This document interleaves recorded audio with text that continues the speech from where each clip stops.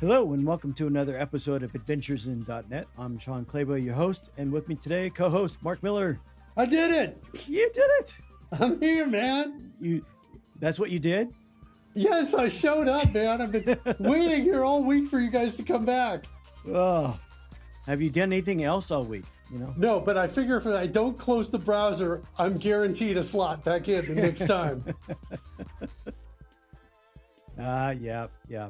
You've been here long enough, Mark. I think, if you were misbehaving too much, I think we would have booted you out. So I think you're good to go now. Maybe? Yeah. I can close the browser this time at the end of the show? Yeah. I won't tell you that you can't get back in, but okay. All right. Let's bring on our guest for this week. It's Fiodar Sazanavets. Welcome, Fiodar. Thank you. Nice to be here. Yeah. So before we get into our main topic of today, why don't you just give us a little bit of your background, how you got into development, how you get into working with .NET. So it's quite a strange story because I haven't actually done any computer science degree. I don't have official qualification in programming. I did go to university, but my bachelor's degree was in environmental biology. And then I did master's in environmental informatics, which was kind of a mixture of IT and environmental science. But I didn't do any actual coding in my degree. I was kind of always interested in computers, but the reason why I've chosen biology instead is because most of my friends were going to university to study computer science. And as naive as I was back then, I thought that if all of them are going to study computer science, then by the time I'll graduate, there won't be any jobs. So I decided to select an unusual degree, and environmental biology just sounded as kind of vaguely useful, but as unusual as I could, as it could be. But then when I found a job after I graduated, I was working for a water engineering company. And then I got into programming by getting in touch with the programming team that the company had. And I started volunteering to help them to fix various bugs. And gradually I taught myself how to code with some of their mentorship as well. One problem with that particular company was that it wasn't paying very well. I'm talking about paying way lower than a warehouse operator was getting in my local supermarket warehouse. So when I was confident enough to apply for a proper programming job, because in that particular position, my job title was not a software developer. I was doing software development in my work, but I was still just assistant analyst for hydrology.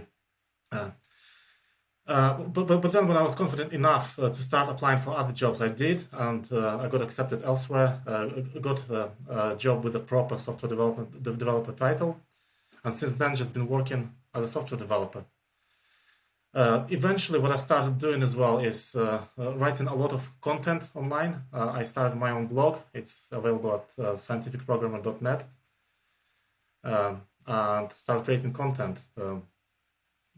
So you found me by finding my article on InfoQ. So I've got a lot more articles, and I wrote some books as well. Regarding .NET specifically, the first programming framework that I used was .NET, but the first language was VB.NET, which is rarely used these days. Because it was gradual progression from me, because by the time I started volunteering with that team to help them to solve their problems, I did know a little bit of VBA, which is the programming language used in Excel to write macros.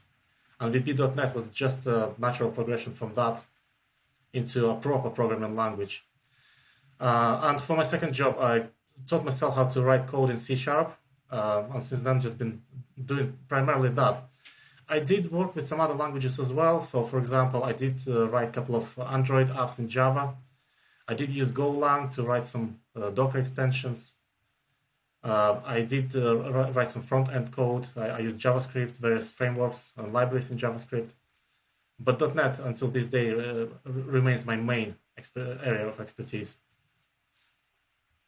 So it looks like you've got a number of books that talk about the easiest way to do something, the easiest way to be a software developer, or the easiest way to learn design patterns, or work with C sharp and gRPC and things like that.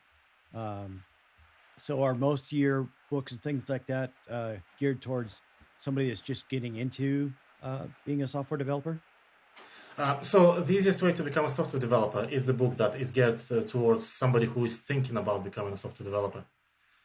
In that book, I basically provide a step-by-step process that worked for me and worked for other self-taught coders that I know.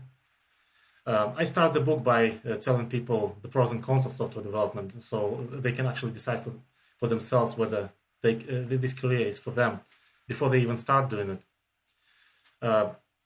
For the design patterns, that book is more geared towards people who already know C sharp, but don't necessarily know the best practices. So primarily junior developers, junior or mid-level developers.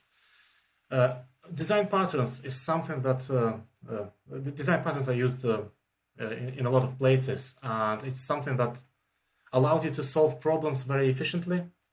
Also, in some job interviews, they expect you to know design patterns to solve specific technical problems. If you don't, you're just not going to get that job. But the problem with design patterns that I found when I was learning them is that they're so hard to learn because the code for most of them just isn't intuitive enough. So I wrote this book by structuring it in a different way. First, I provide the context. So I provide the list of the problems that you can apply design patterns in, and only then I provide implementation examples of each design pattern. So by the time the reader gets to implementation, they will already understand what it's used for, and that makes them easier to understand the implementation of design pattern. Because most of the places, there are many good websites like Refactoring Guru, for example, that teach the design patterns and provide really good implementation examples. But the problem with the approach that is commonly used is that you look at the implementation first, and then you figure out what problems you can apply it to, which is probably not the easiest thing to do. Do you find that it's certain personality types are more suited to becoming a software developer and being successful at it than other personality types?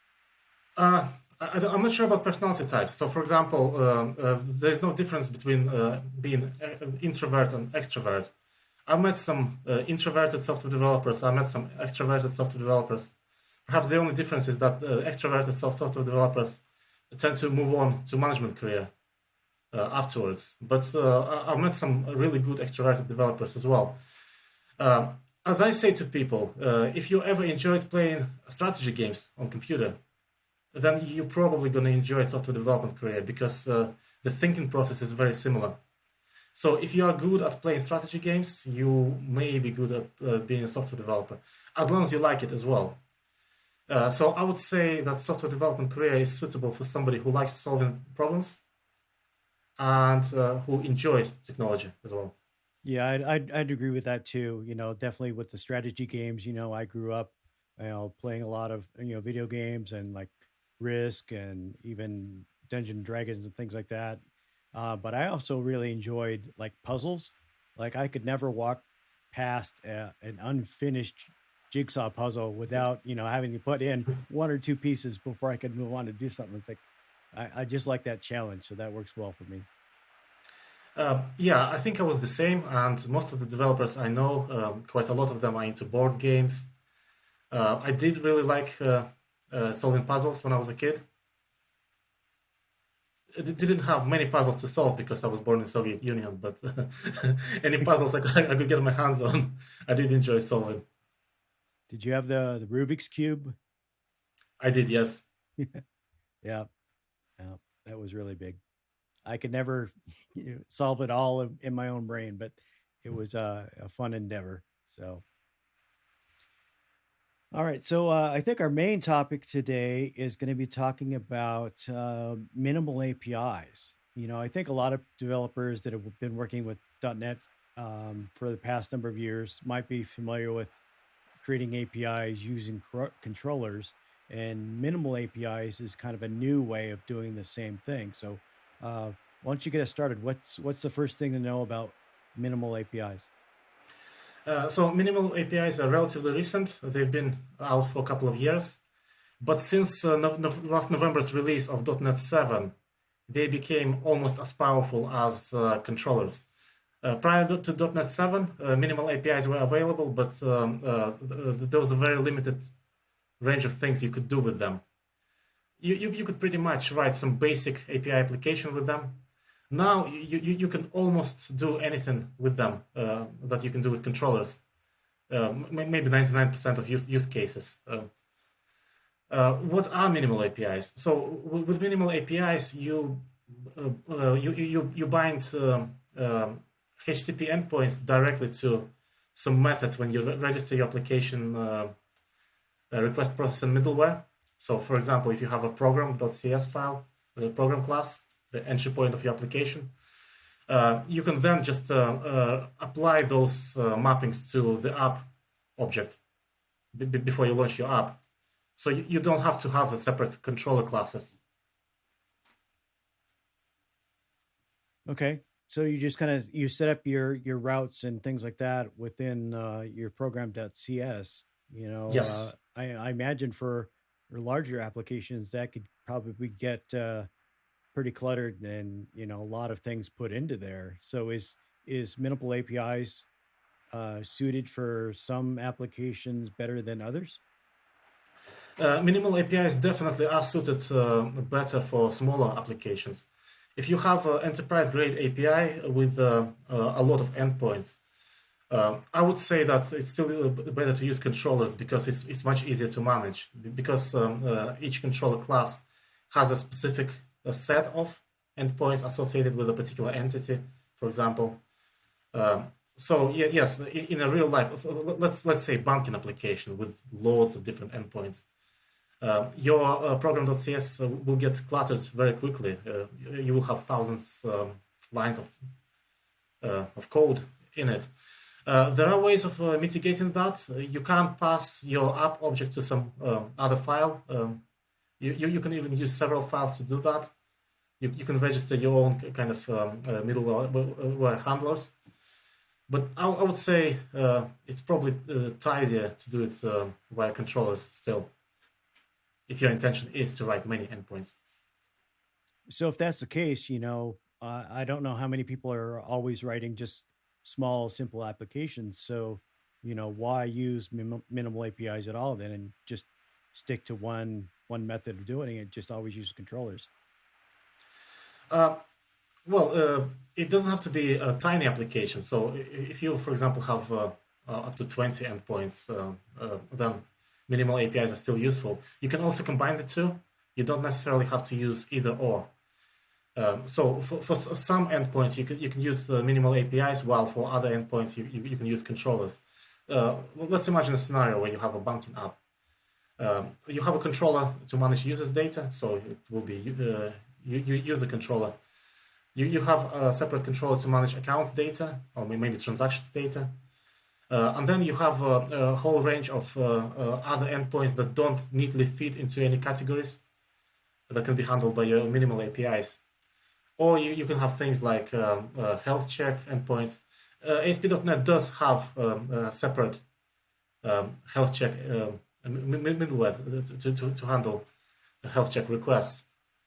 But you can also have a range of minimal API endpoints for anything that does not neatly fit in any of the categories covered by your controllers.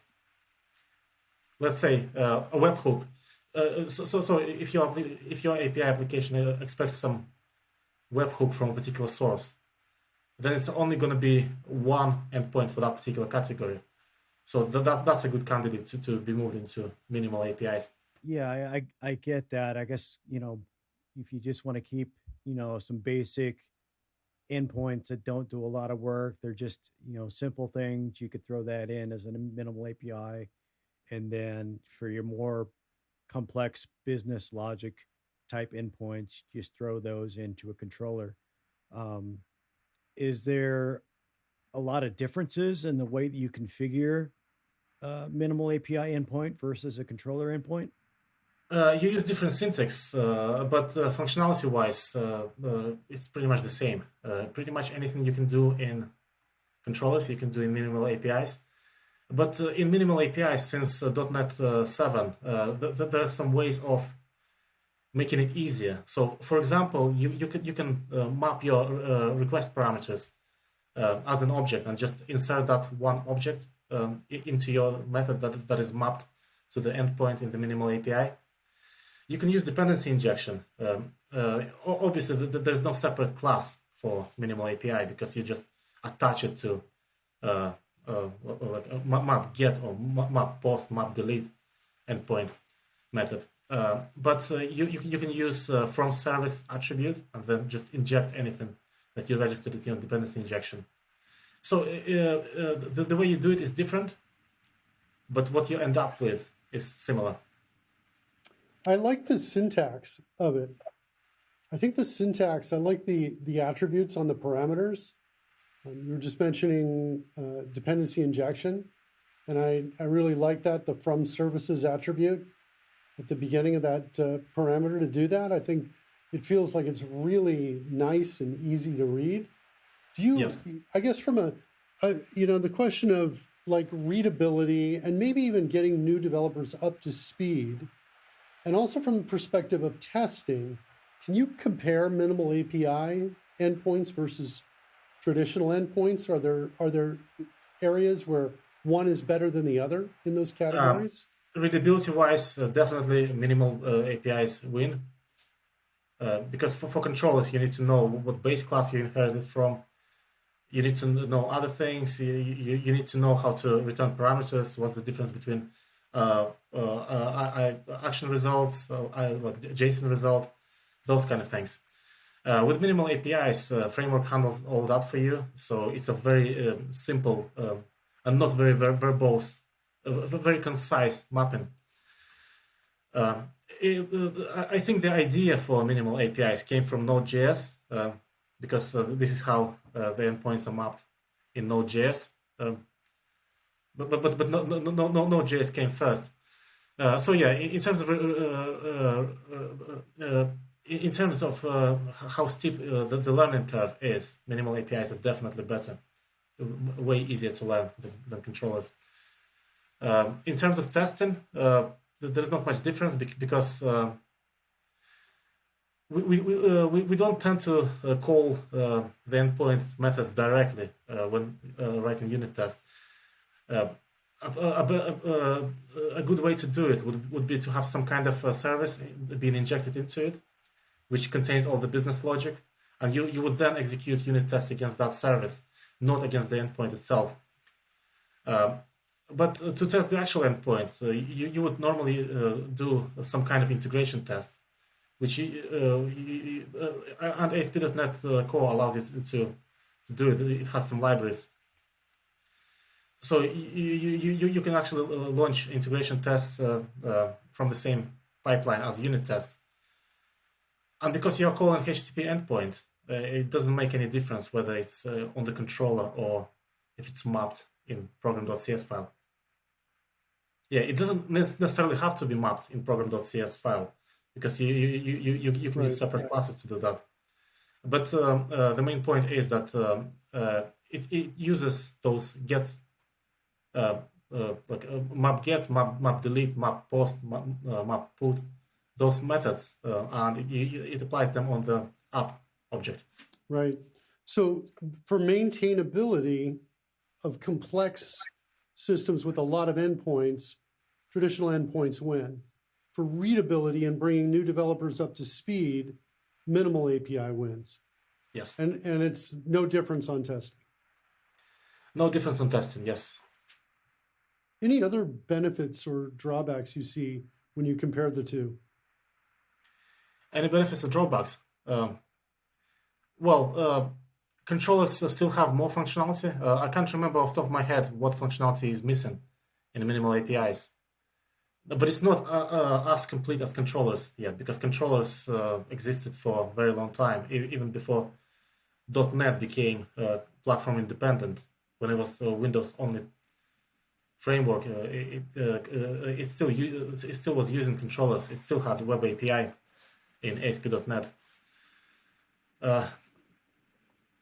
So that is perhaps the biggest drawback of it.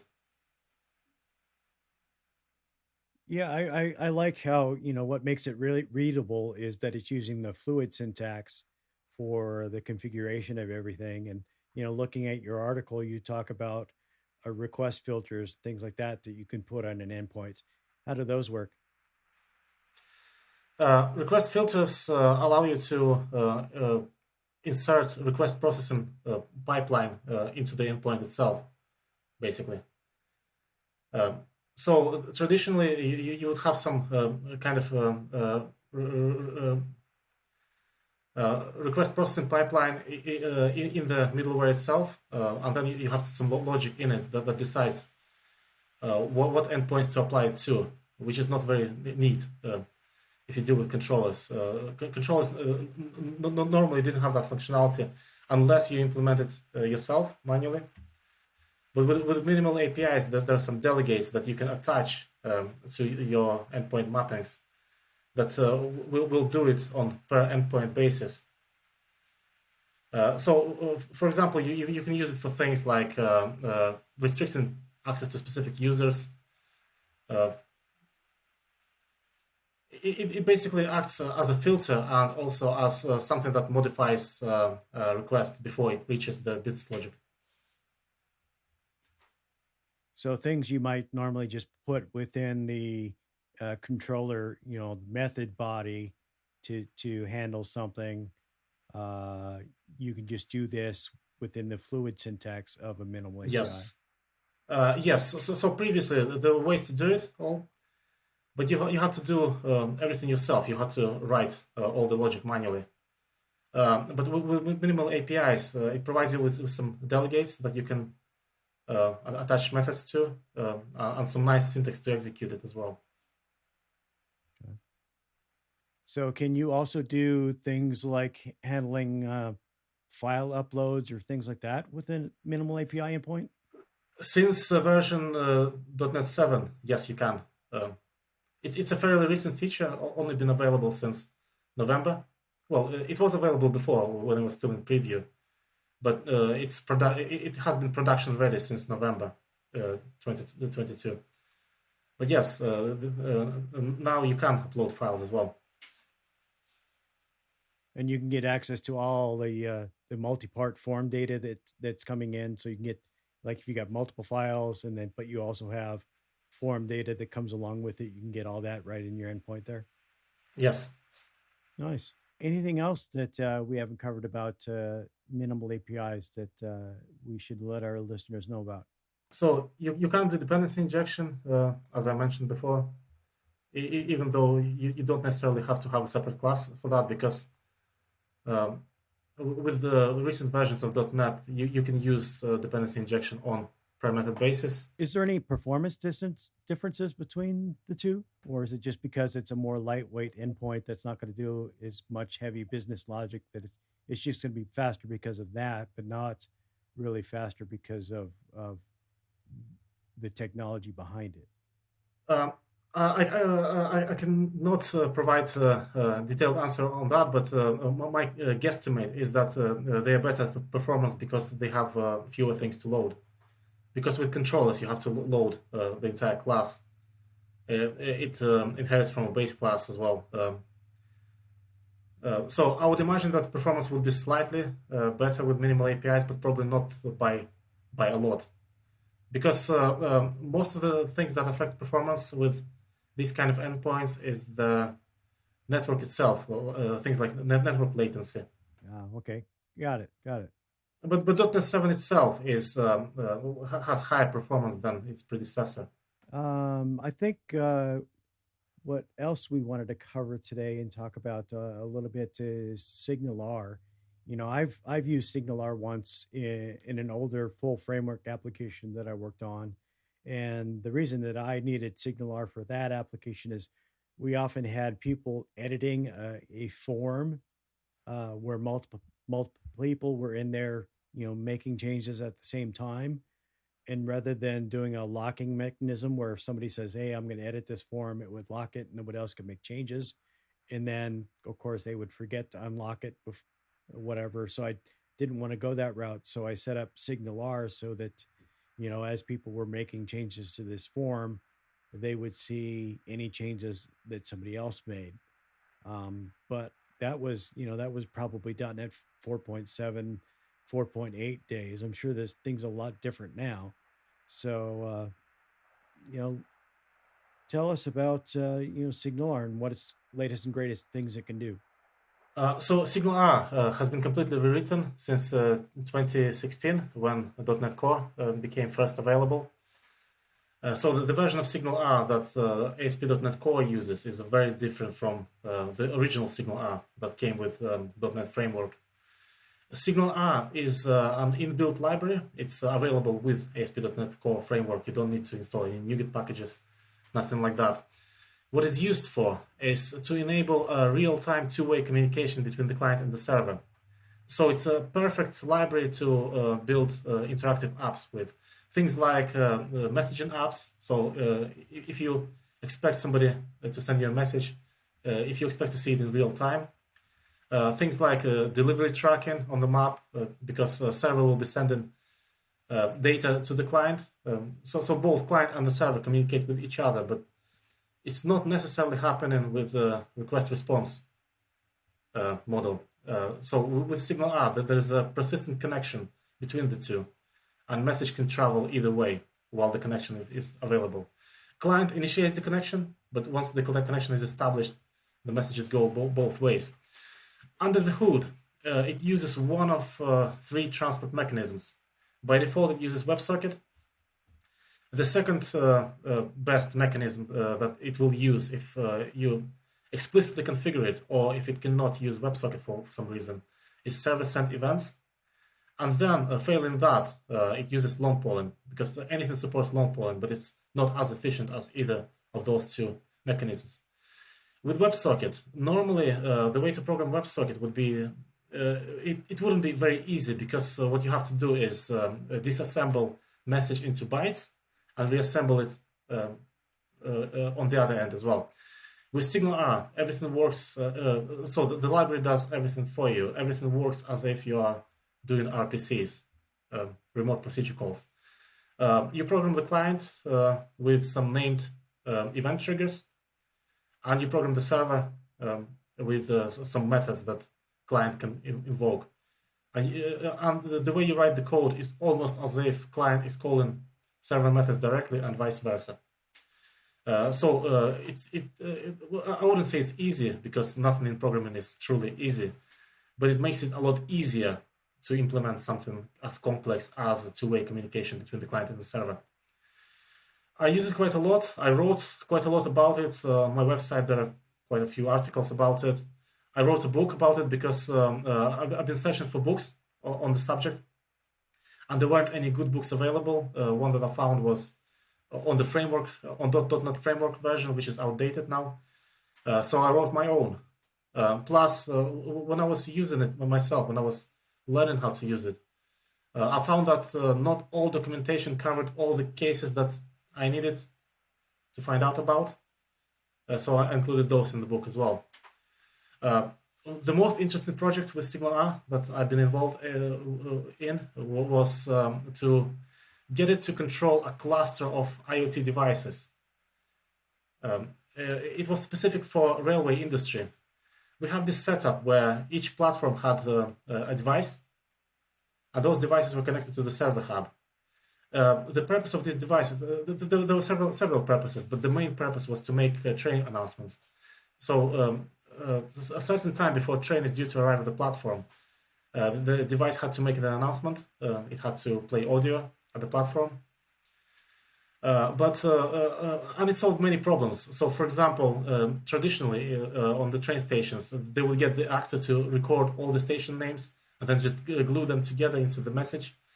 We did text-to-speech. So the server would send a request to text-to-speech server, would get the MP3 back, and would send it to the device on the platform. The server knew all the train movements in real time. The device on the platform didn't. And we use SignalR to send the audio when the device is due to play it. So if the train was late, you'd get a specific message saying when that train would come in? Yes. Nice. So client didn't know anything about that. The client was fairly simple. The role of the client was to play audio when it's requested to play audio, and also to know that other devices in the vicinity are playing audio at the moment, so they wouldn't talk over each other. So, for example, if a device at platform 1 starts making train announcement, and then the device at the platform 2 is about to start making announcement, it will not announce anything until the first device finished.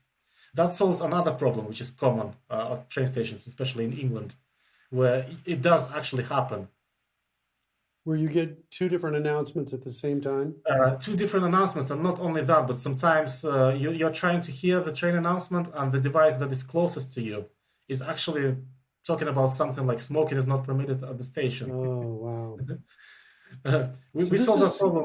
so this is cool. So that means that the device at platform 1, which is across from the device at platform 2, has to know when platform 2 is talking and when it's done, but it Yes. doesn't need to know about devices that might be out of earshot, far away. So it kind of needs to know who it's next to. Yes, so that was configured on the server. We had this table which basically told each device what the nearby devices are. So devices were split into clusters.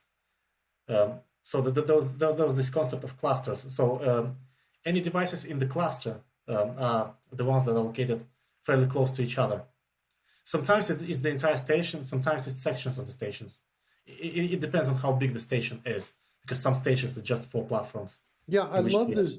I love this problem because it's a great problem because you can solve this in a bad way if you don't care about the customer experience.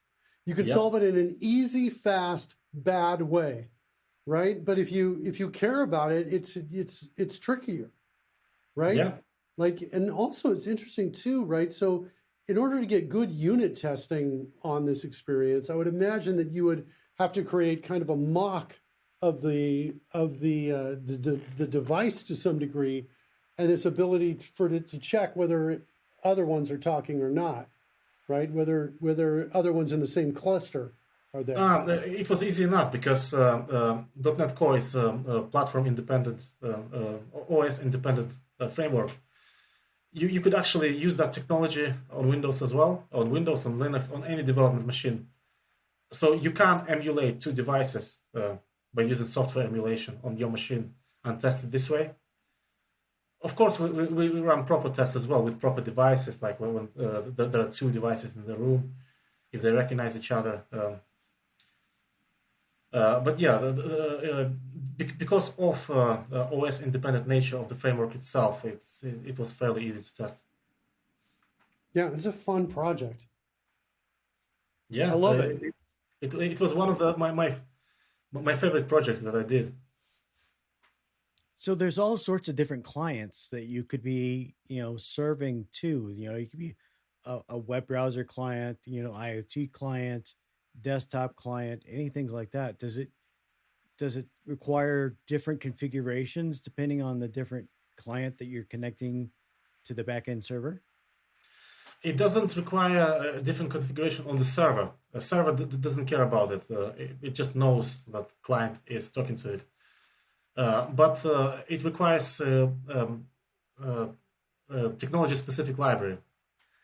Microsoft supports Java, .NET, and JavaScript. But there are also plenty of other, there's a Go library that was created by somebody. There's a Flutter library as well.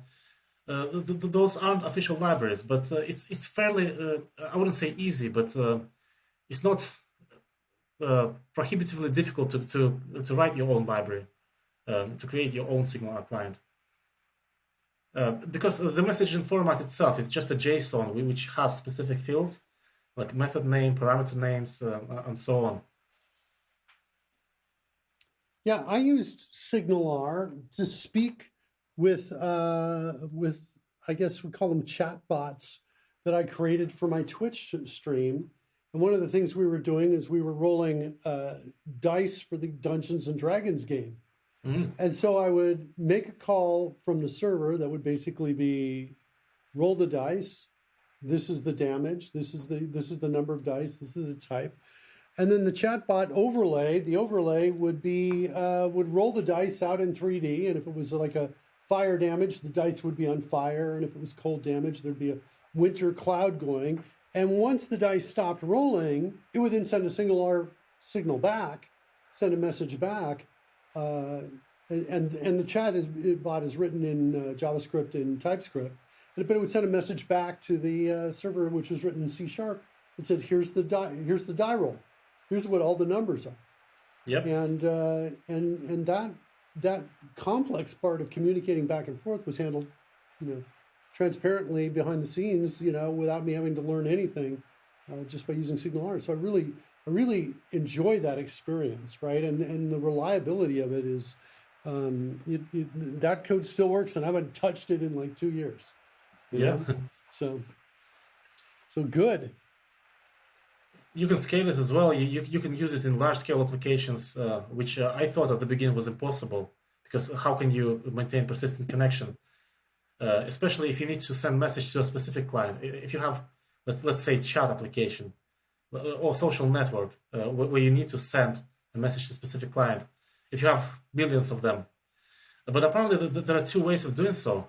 First of all, if you are hosting your own SignalR application, you can just use Redis as a backplane.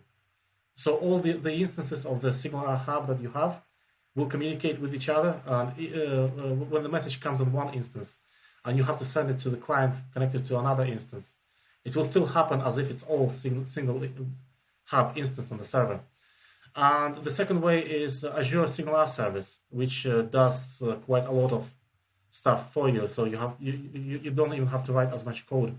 So it seems like there could be some security concerns with setting up SignalR to making sure that the right person or the right group gets the right messages, things like that. So what's security like and testing like, I guess, with SignalR?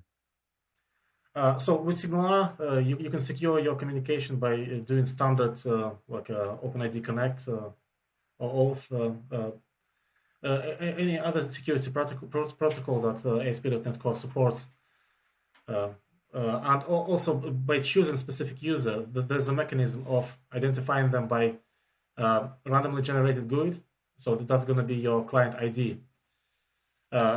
So then it's up to you as an application developer to make sure the message does not leak to the client that you did not intend to send it to. So you have to have some mechanism in place to map securely a specific message to a specific client ID. But the communication itself, so if it's intercepted, because you still use a TLS certificate, you still do it over HTTPS, you still have all the security in place, like single sign-on, any other security. It supports certificate security, for example, in the case with IoT devices, where you cannot just authenticate as a user. You can configure certificate authentication. Okay, so what's kind of, this all seems all great and simple, but there's probably got to be some complexities in there. So when somebody actually goes in there and tries to, work with SignalR, what's the biggest challenge that they're going to find, in implementing something like this? The biggest challenge, so for maybe 90% of use cases, it's going to be fairly straightforward. One challenge perhaps is to figure out whether both client and the server in the setup support WebSockets. It's not necessarily a challenge, but sometimes you have to configure communication protocols explicitly on either client or the server. Because you might end up in a situation where if you just allow SignalR to apply the default transport mechanism, which is WebSocket, you might end up in a situation where your client is trying to send the messages, but your network or something else on the host does not allow you to. And SignalR isn't smart enough, I guess, to figure out that and fall back to some other protocol. In most cases, it's smart enough to fall back to a certain protocol. I just had one scenario where it was IIS server where WebSockets were not enabled by default. There was some kind of problem, but it was a while ago, so I don't remember the nature of the problem. But I remember that in that particular scenario, I had to configure transport mechanisms explicitly. But it's more for advanced cases. So, for example, I have been in a situation where a SignalR hub needed a client that it was a pure WebSocket client. The technology was limited, so there was no option of using the SignalR client library on that client. And it was also made by our partners, so we did not control the software on that client. So we needed to figure out how to connect a pure WebSocket client to SignalR Hub.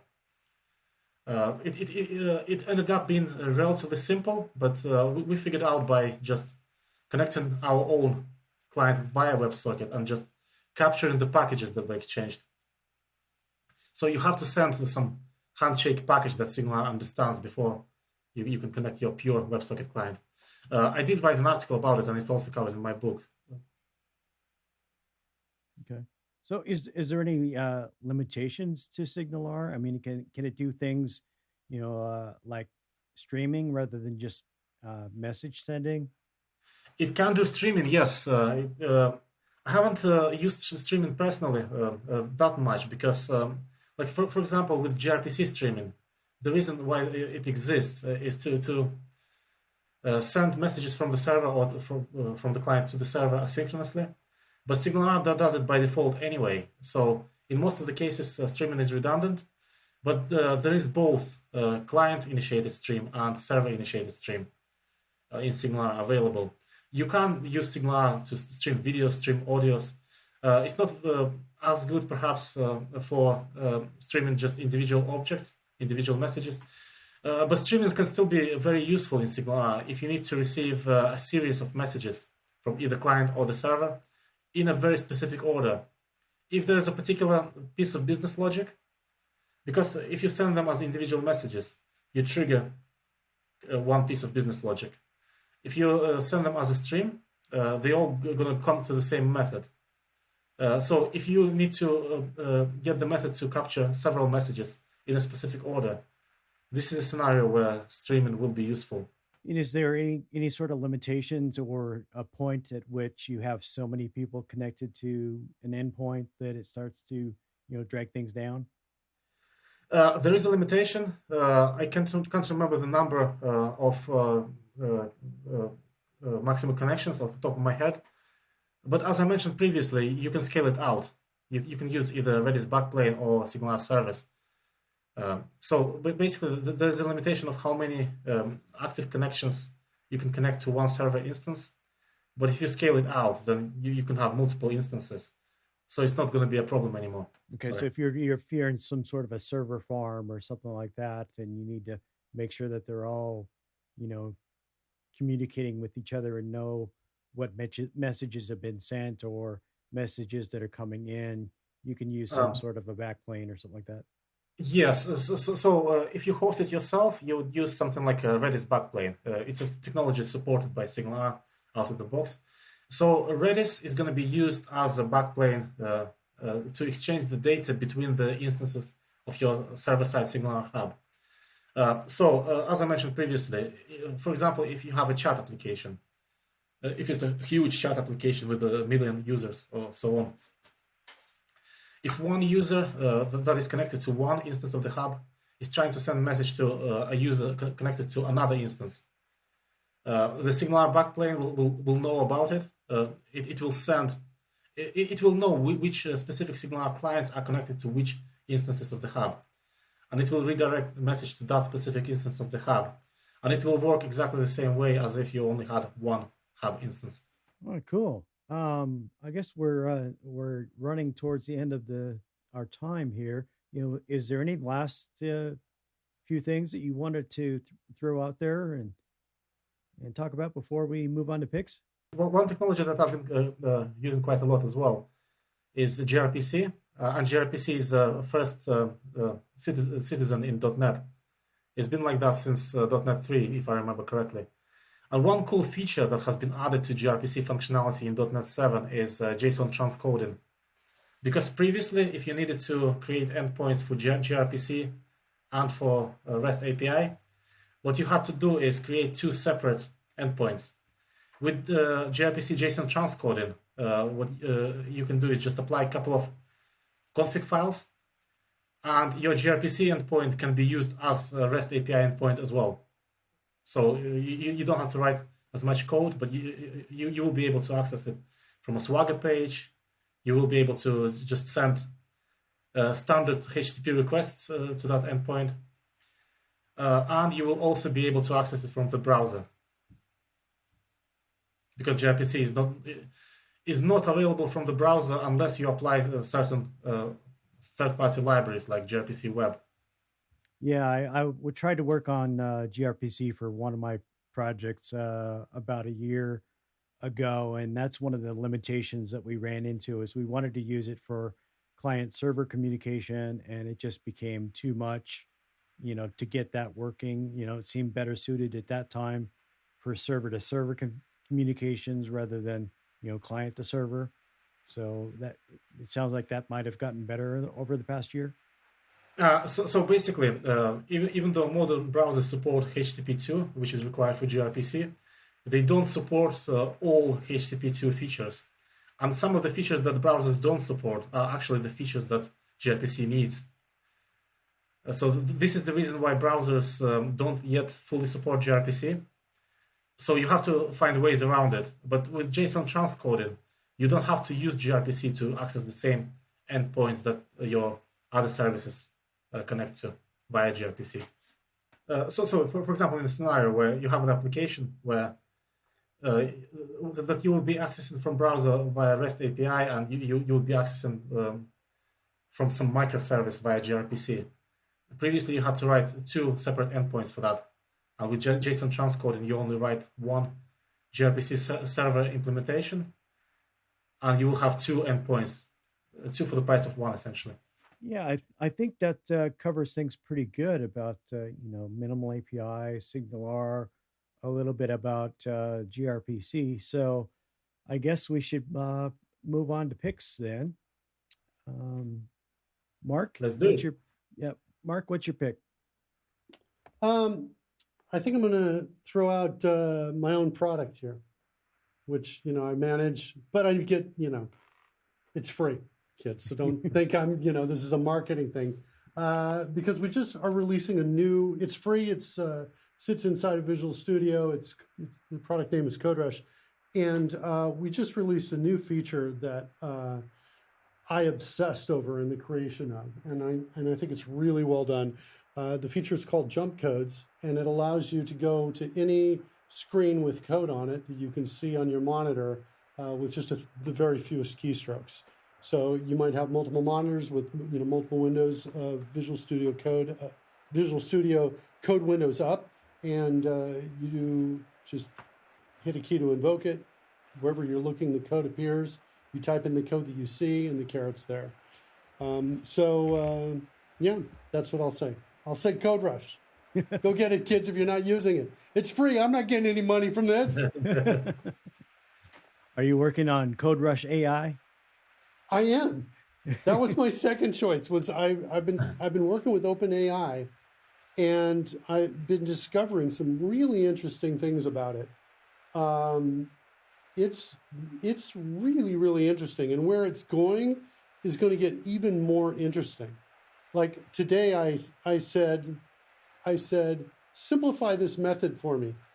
I gave it a method that was overly complex. I wanted to see if it could figure out how to simplify it.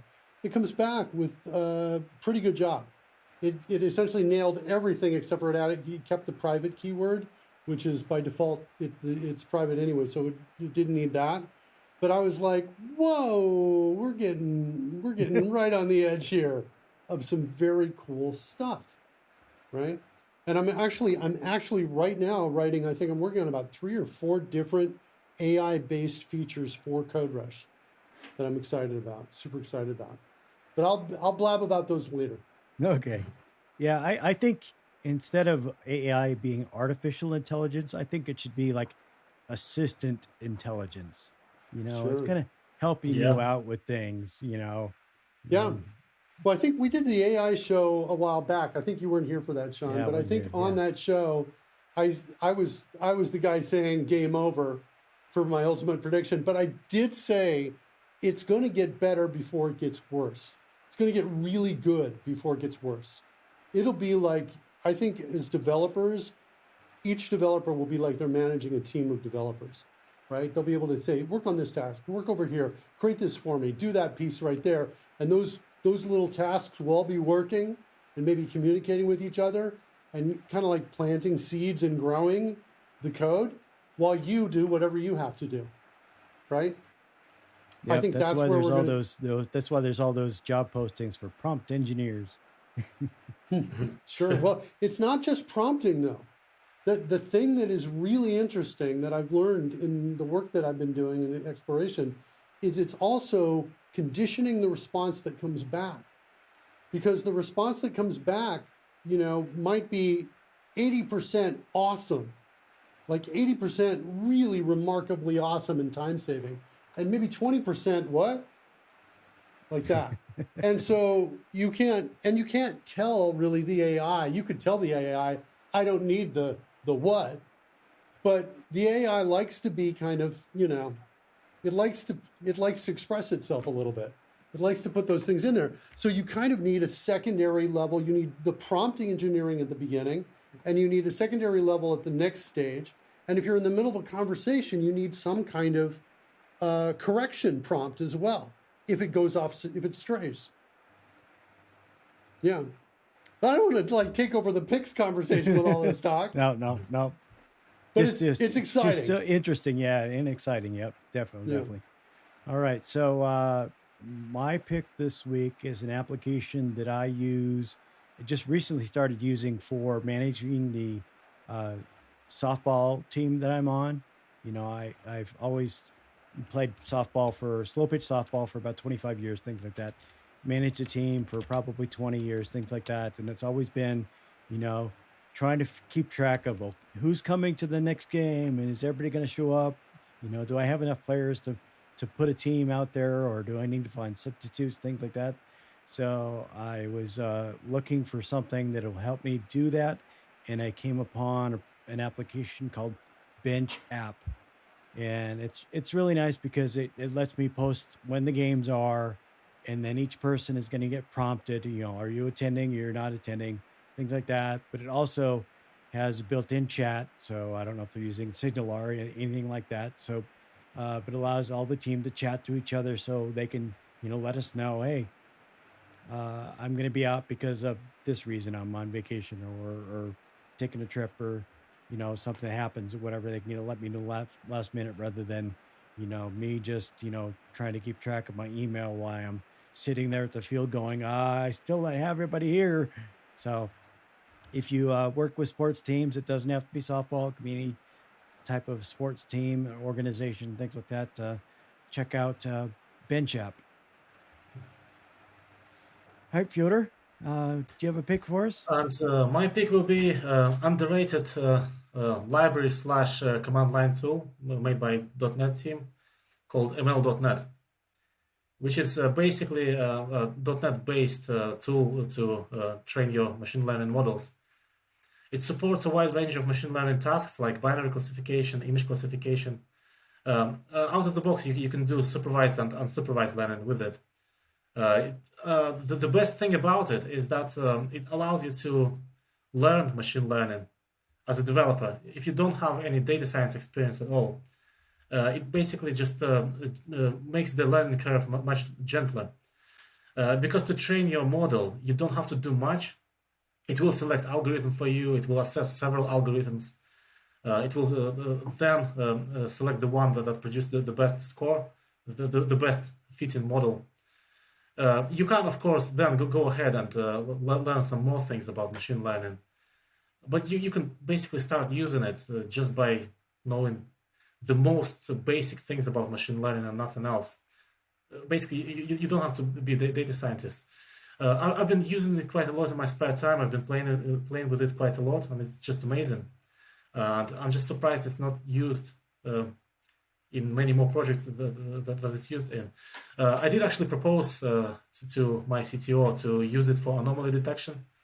to create automated alerts and things like that, because it's quite good for this task.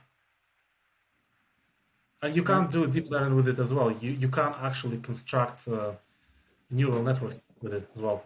Yeah, that sounds like maybe a topic for a future episode. So we'll talk about, I think we've really got Yeah. into machine learning on our show in the past. So definitely Let something me that just could find be the a official topic. website, because Microsoft is not very good at indexing the official website. This is why I'm just getting a lot of tutorials from third parties. But yeah.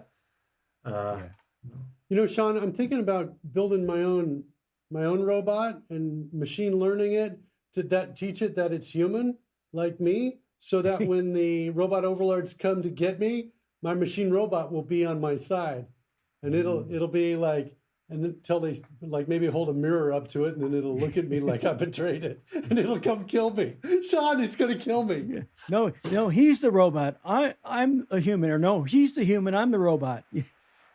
I'm just trying to find a way to survive the oncoming doom that I'm helping, rush in. That's all. Yeah. Thanks, Sean. Okay. All right, Fiodar. If our listeners have questions, we'll definitely put some links to your site in the show notes. But if they want to reach out to you, what's the best way to get in touch? The best way to get in touch is via LinkedIn. I'm quite active on LinkedIn. I'm also available. There's also email address I can share with you, which is f.sazanavets@gmail.com. This is my main email address. Okay. But LinkedIn is probably the best place, because I check it every day. I'm on it. I post on it quite actively. Okay. Sounds good. Thanks for being on the show today, Fiodar. It was great to talk with you, and some good topics. Hopefully our listeners got some good information. It's been my pleasure. Yep. Thank you for inviting me. Yep. And if our listeners have feedback for the show or topic suggestions, I'd love to hear from you. You can get me on Twitter. I am at .NET Superhero. And thanks, everybody. And we'll catch you on the next episode of Adventures in .NET.